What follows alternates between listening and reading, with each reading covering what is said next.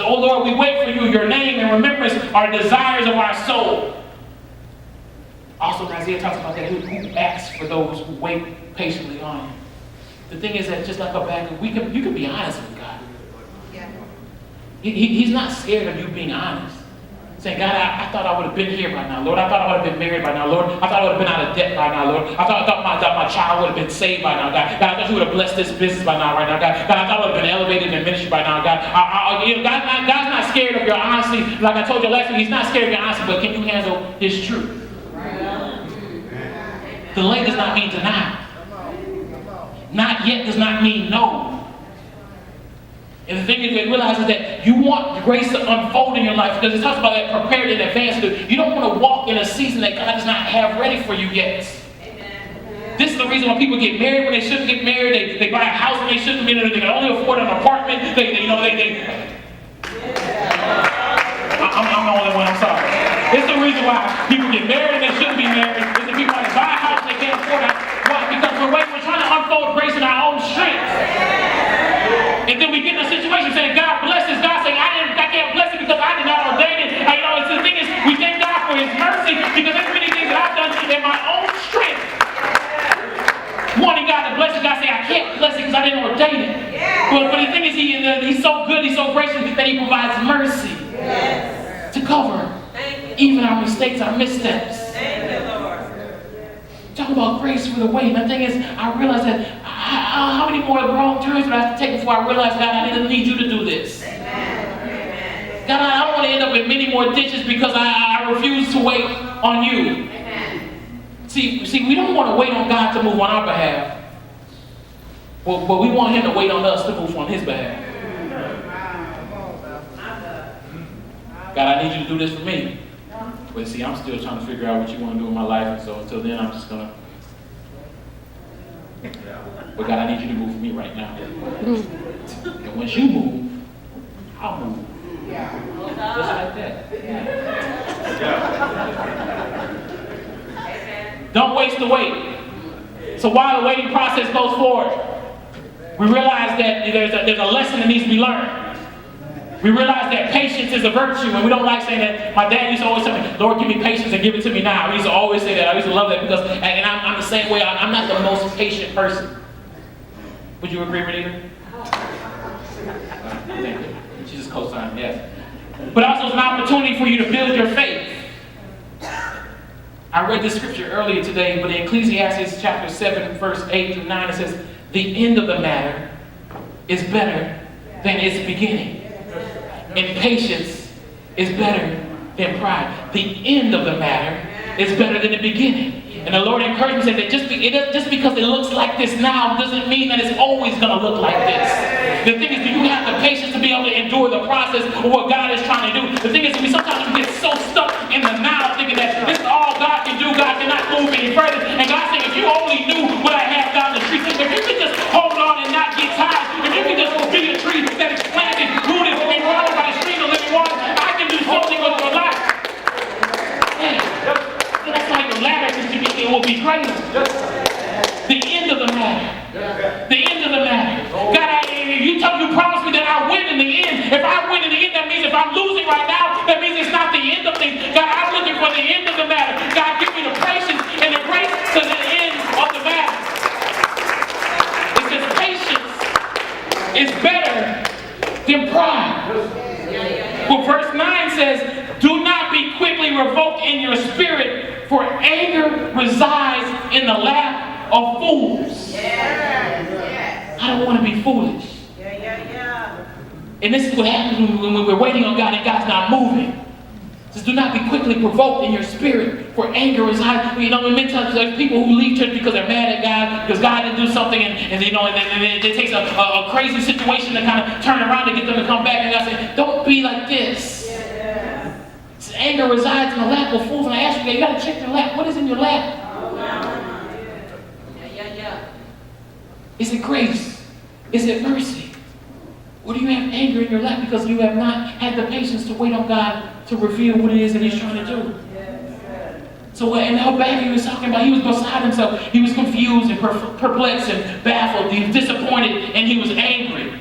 God, why are you allowing this to happen? happen. You can stop it and you don't do anything. So how can you handle when you are vocal, but God is silent? That's why you have to have grace for the wait. Until God manifests. What are you saying? God, I need to hear from you. And he's saying that right now is not the time, where it is always being silent. Right now he's saying that you have grace for the wait until he reveals the plan, the purpose. There's something that he's trying to teach you. A few weeks ago I talked about Paul. We know about he had the thorn in his flesh. It said he prayed 3 times. Lord, take this thorn away. Nothing. Prayed again. Lord, take this thorn away. Nothing. And the 3rd time he said, Lord, take this thorn away. And it says, what? My grace is sufficient. Just because you have grace does not mean that you will not have pain. That's right. And many times we think that because you have the grace, that means we won't have pain, we won't go through things in life. But the Word of God tells me that we will have some situations, we will have trials and tribulations. But the thing we have to realize is that God's grace is sufficient. It does not mean that it doesn't hurt. It just means that his grace is sufficient.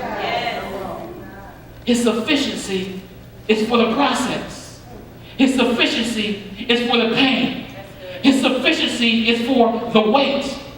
The sufficiency is for the assignment that is attached to your life. You are not building grace. Grace is building you. Everything that you go through, say, okay, God, I'm going to make a stack. You can't stack grace. Grace is already given to you. You're walking out the process and realizing that grace is the grace that equips you, that empowers you, so that his strength will be made perfect in your weakness. So when you're feeling weak, when you're not feeling strong, when you're feeling like you're hurt, God's saying that's the opportunity that I had to show you the great unfold grace in your life. You're not building grace. Grace is building you. Everything that you've gone through, everything you go through, we realize that it's a process. I'm becoming grace. It was already prepared, but the thing is, it was already prepared in advance, but you still have to be prepared. It said it was prepared in advance for you to do. So there's assignments that are already attached to you, but God said, right now, I got to work out some things for you. I already have it lined up for you, but I got to get you lined up first. The grace is unfolding your life, because grace is teaching us, like they talked about in Titus chapter 2. I read that last week, and you need to go get the CD to hear about that, but hey, grace is teaching us how to live holy, how to do what's right, how to learn from our mistakes, how to forgive ourselves for not getting it right. Because just because they call it doesn't necessarily mean that it's already done. Scripture tells us in Romans, says they call things as not as though they are, right? So that means that obviously we do that by faith. That tells me that for grace there's a process.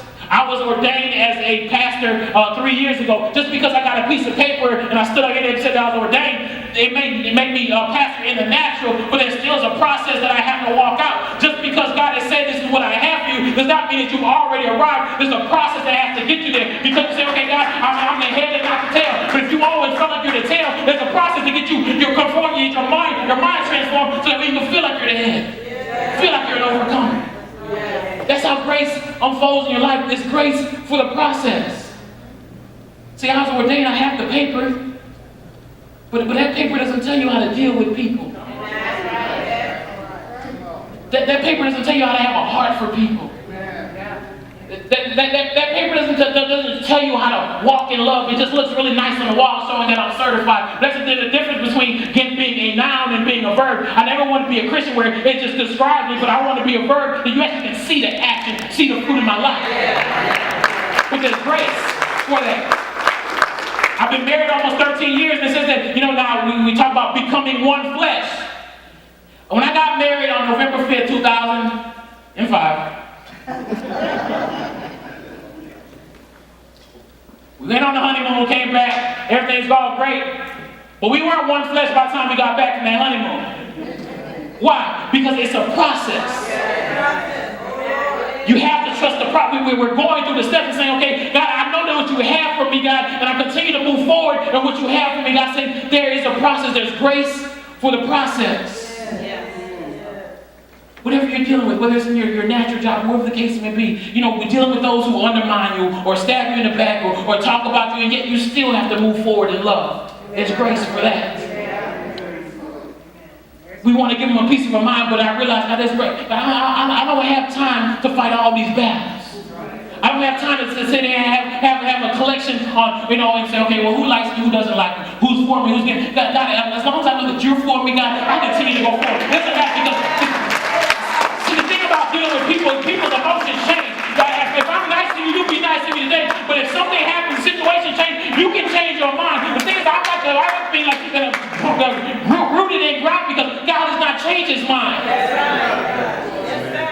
Say that. I don't deal with emotions very well because emotions are predicated on what external circumstances. Last week we talked about the difference between being joyful and being happy. You can do something, you can give me something and I'll be happy. But if I don't need you to give me something to be joyful. Joyful is internal.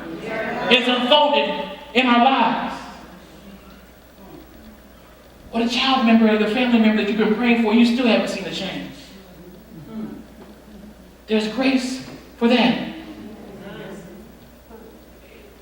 See, it's okay if it doesn't look like you want it to look.